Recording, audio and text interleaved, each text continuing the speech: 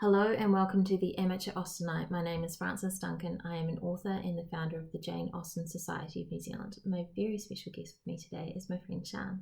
Hello again. And today we're going to be discussing chapter 59 of Pride and Prejudice by Jane Austen. In chapter 59, Lizzy tells her parents about her engagement to Darcy. It's the evening after the engagement, and the acknowledged lovers talked and laughed and the unacknowledged were silent. And Lizzy rather knew she was happy than felt herself to be so. And then that night she tells Jane, and they have this hilarious back and forth. Oh, yes, it's wonderful. They're, 20 and a 22-year-old. So they're young girls. They're having these nighttime conversations, which two sisters often do in the middle of the night. You can see the stark difference between the characters. I mean, nobody knew what Jane felt, except really Elizabeth. But Jane was so private about her feelings that the rest of the people were certainly Bingley people didn't have the same impression. But Elizabeth had been so vehement in her dislike of Mr. Darcy that she had to, how could she explain her change of point of view? The dialogue between the two of them is this of Lizzy being sure that Jane would understand her, but Jane was really quite flummoxed. Oh, Jane says, and do you really love him quite well enough? Well enough. Would Lizzy do anything rather than marry without affection? And then her father echoes the same thing later in the chapter. He says, don't marry someone you can't respect. In fact, he says, I know that you can be neither happy nor respectable unless you truly esteemed your husband, unless you looked up to him as a superior. That superior thing pissed me off a little bit as a 21st century woman.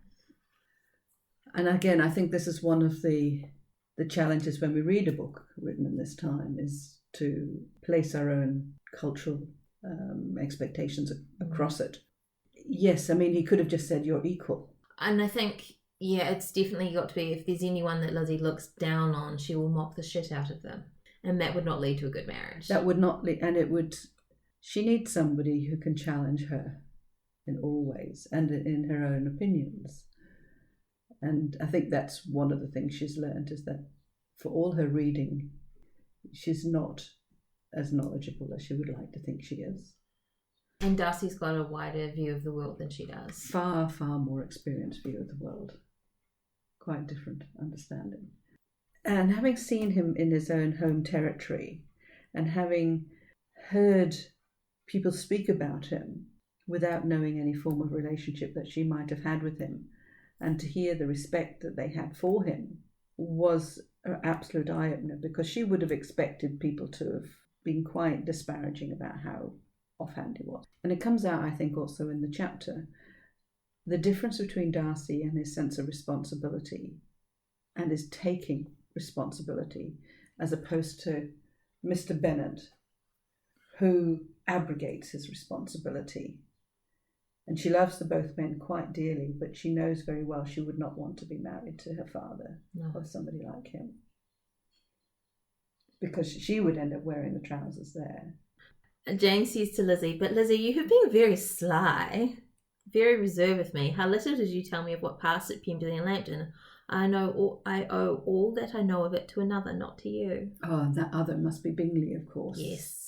In her own way, Jane's very sly, because she hasn't said anything either to Elizabeth about knowing what happened and the visits at Pemberley, where she could have actually spoken beforehand, but she didn't. So she's also kept her counsel. I love how they say at night she opened her heart to Jane, because that is really what's happening, because she's kept so much from her for so long. And she doesn't like that. She and Jane have always been so close that I think that's also, for Elizabeth, that was her one release, her one safe release of all the frustrations of her life. It must have been a really difficult period for both of them, because neither of them were talking about what was really going on for quite some time. And I think sometimes when you feel something so intensely, you don't want to share it with people.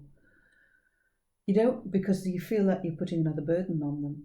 And particularly when they're already, like Lizzy would have already felt that Jane had enough of burden, so she couldn't express anything. And Jane, meanwhile, was also recognising that in her view, there was nothing that could be done about it, but she knew Elizabeth would get really wound up and uptight, so she would be trying to calm her down, as it were, by not mentioning anything. They're each thinking of the other. Absolutely. And they are, and there is this vein throughout Austen sisters, but I think these are the epitome of good sisters.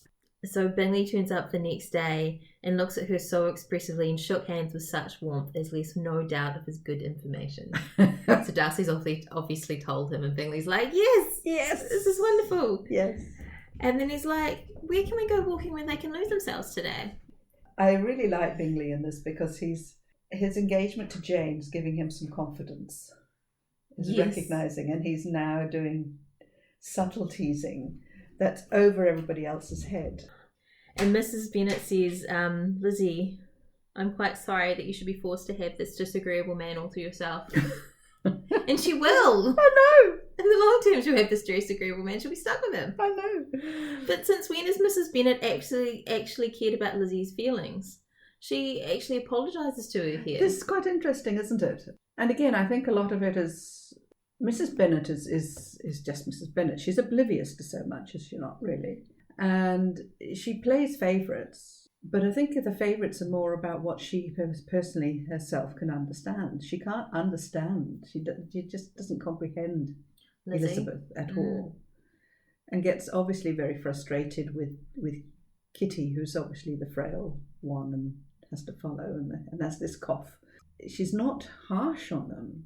She just is. We all know people who've basically, have this ability to be insulting without actually realising they're being insulting.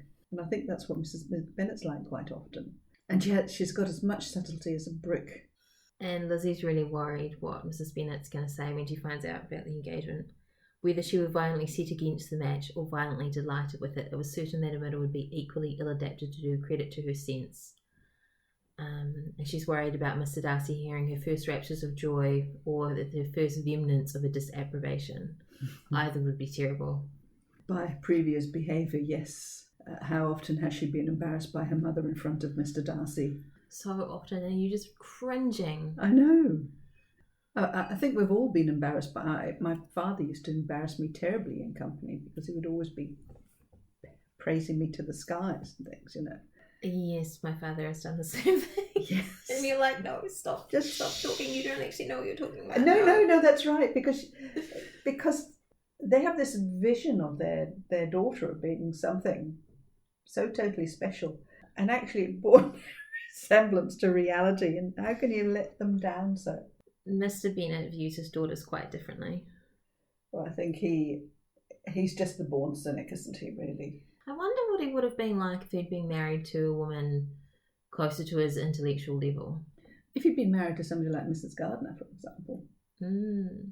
But she's quite a bit younger, I understand. But she has the intelligence. She does. And would have helped him run that estate very efficiently. Yeah, it would have been nice to see Mr. Bennet happy. I mean, I think he is happy. He makes himself happy by poking fun at things, but it would have been nice to see him naturally happy. Yes. And there's a number of fan fictions where Mrs. Bennet dies, for example, or something, which is very convenient to the plot, obviously. And he marries his second wives is Charlotte. Oh.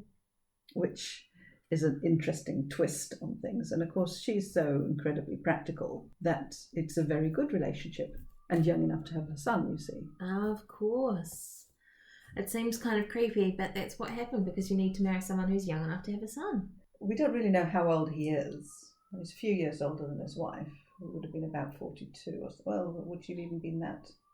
38 or something? Because she was very young when she got married. She was very young when she got married, and then we assumed she had Jane relatively early. So she may just have been in her just 40. Yeah. And even men with estates used to marry young to beget the heirs. So he was the...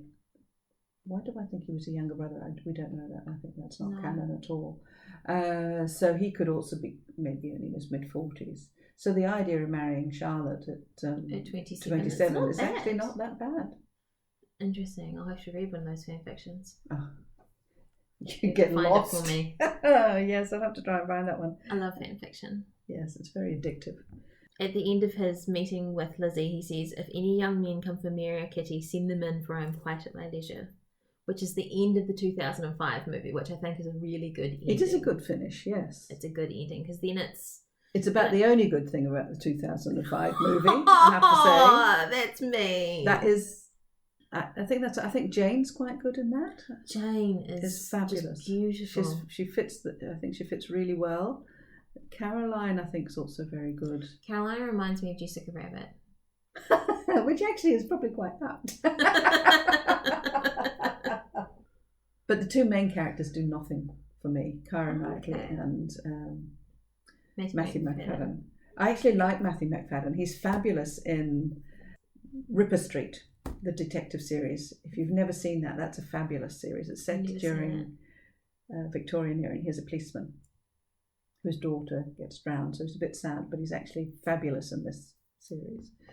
As Mr. Darcy, as a soulful Heathcliff type Mr. Darcy, no, he does not work.